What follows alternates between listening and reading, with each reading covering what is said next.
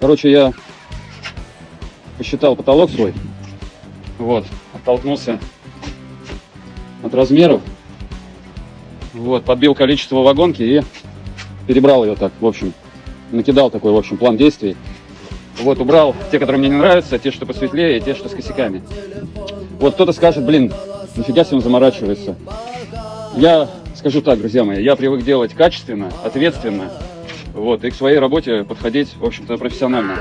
Поэтому я на этом, как говорится, уже собаку съел, и с многими клиентами я, в общем-то, такие моменты уже проходил.